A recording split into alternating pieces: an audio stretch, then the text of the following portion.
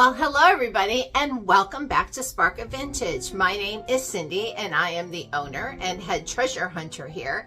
And we are delighted that you're here with us today for the April Sonnet's Garden Blooms Makers Box projects.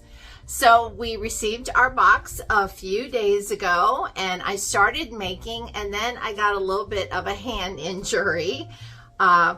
I tripped and fell and hurt my hand. So in the video today, you're going to see the appearance of the mysterious yellow rubber glove because I had to keep the injury dry for over a week. But I still had to craft because, you know, nothing's going to keep us from crafting. So if you see a weird little yellow glove, hopefully it's for this video only and we'll move past it. So we have a beautiful maker's box again this month and probably a fewer projects than I normally do. I took a little bit of the easy way out because I could only do so much with my fingers for a few days, but we're glad that you're here. I hope that you'll like what I've made, and I hope you'll leave some comments below and let us know what maybe one of your favorite projects are, or your favorite color of paint or decoupage paper that you see this month. So again, so glad you're here and I'm excited. So let's go ahead and get started. We have another beautiful box this month with Whispers of the Garden and Cottage Garden Plaid from Upcycle decoupage paper. Spring Awakening and Petals and Stripes from the Painted Photographer. Prom Queen and Layered Chocolate Paint from DIY. Manor Green and Bellwood from Fusion Mineral Paint, and Sweetwater from Sweet Pickens Milk Paint. It's a gorgeous box again this month, so let's get started. Our first project today is this cutting board, and we're going to use Sweet Pickens Milk Paint on it in the Sweetwater color.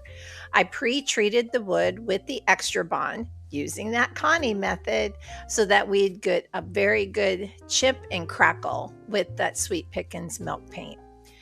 For the decoration, I decided to use the Painted Photographer's rice paper in Spring Awakening. I did a cutout around the hyacinth and the forcing vase so that we could apply it directly to the paper.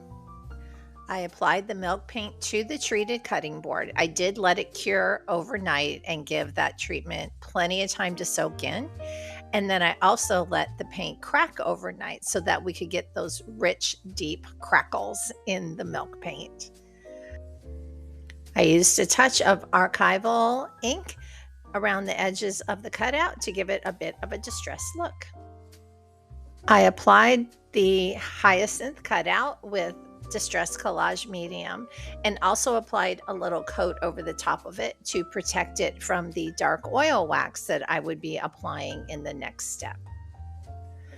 The dark oil wax from Sweet Pickens Milk Paint is perfect and liquid enough to get into all of those cracks and the small little nooks and crannies of all of your crackle paint. I like that it gave a little bit of the edge of the cutout, a bit more of a distressed look, but the collage medium also protected it from being completely soaked up and darkened. For the final touches, I used a little bit of the diamond stickles to add some color and sparkle to the blossoming flower. And then I painted the lettering from the Harper mold from IOD to spell out bloom using Tim Holtz Distress Paint in Wilted Violet to get that rich, deep purple color. Well, bonus project because we had extra paint. I had this decorative little metal flower that I didn't really care for the way that they distressed it, so I used the Sweet Pickens Milk Paint on it and the dark wax, created my own crackle, and then accented it with Nuvo liquid paint. And it was the perfect little jar in the end for me to store all my little stones and crystals and all the little rocks that I collect when I go on different trips and find a beautiful stone that I like. You can subscribe to your own maker's box at sonnetsgardenblooms.com.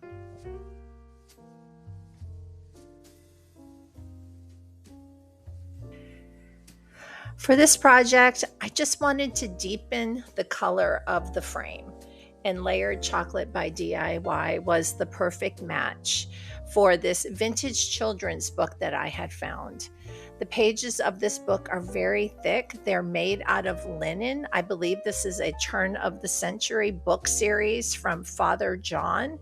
It looks like it comes from England. And as I flipped through the pages, I just found so many charming pictures that I wanted to work with. So I decided to cut out the one with the cute little puppies and the chickens, and then go ahead and just simply paint the frame, do a nice matte varnish seal on the paint, and then pop it into the frame and be able to just do a very quick flip. But I think the chocolate brown color matches the picture beautifully, and I was very happy with a quick flip that had, I think, a very beautiful impact.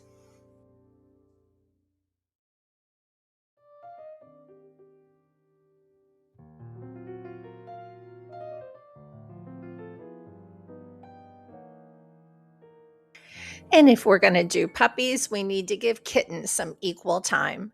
I found these cast iron kittens on a fence at the thrift store. Now, I could not for the life of me get the original white paint that was on them off. So I decided DIY chalk paint covers everything. We'll just cover that white paint. So it took 2 coats of the DIY, and then I did a matte coat of varnish over the top of it. Actually did 2 coats to protect it, and then did a little bit of waxing on them to seal the paint, and they were ready to hang up and use in my home.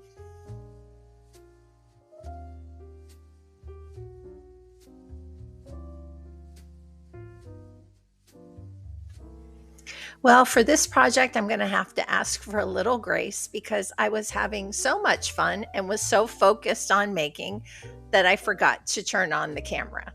But I did want to share with you the project that I made using Manor Green and Bellwood from Fusion Mineral Paint. I just simply painted this little watering can and then added some flowers that were in my stash just to create a nice little shelf sitter or some way to just kind of spice up the corners or a bookshelf with a little splash of color.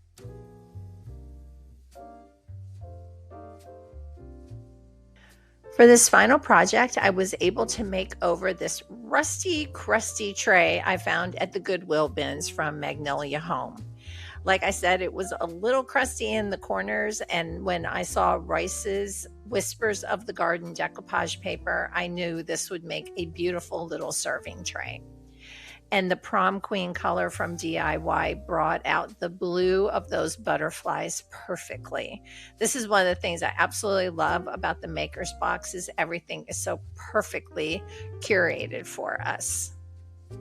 I applied my decoupage paper using Tim Holtz's Distress Collage Medium, and then applied 2 coats of the Prom Queen from DIY to the inside edges of the tray.